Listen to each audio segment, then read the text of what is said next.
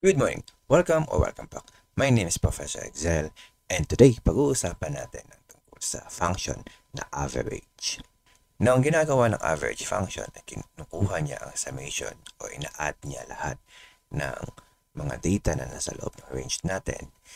Tapos ay i-divide niya ito sa number of data na nasa range natin upang makuha niya ang average nito.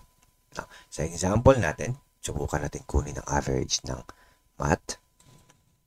Ilagay natin yung always na simula ng function, equal sign, tapos yung name ng function, average.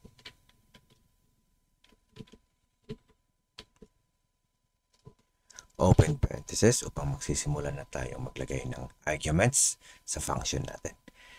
Now, ang ilalagay natin is kung ano yung gusto nating i-average or kunin yung average.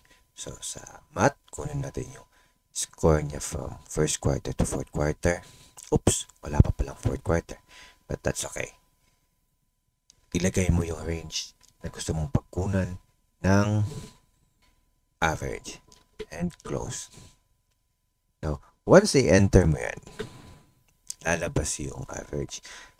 Ang tanong, ano kaya ang number of data na i-divide niya dito?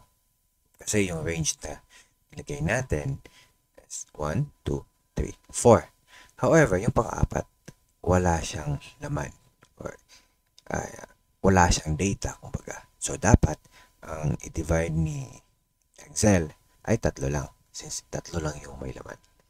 Subukan natin gawin ang average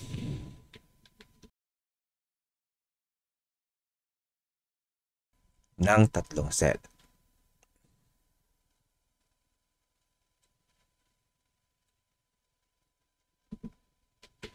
Hindi natin isinama si fourth quarter since wala pa ang data ito. Subukan natin i-kunin yung average ng 3 cell. Oops, the same sila.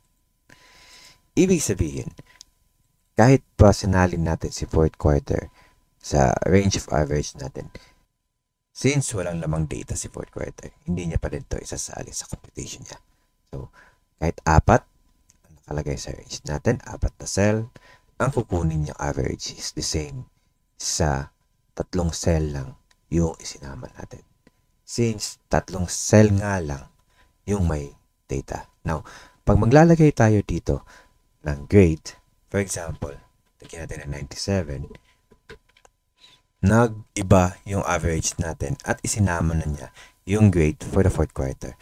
However, dito sa kabila, hindi niya na-update yung result ng average since hindi natin isinama si fourth quarter sa range natin.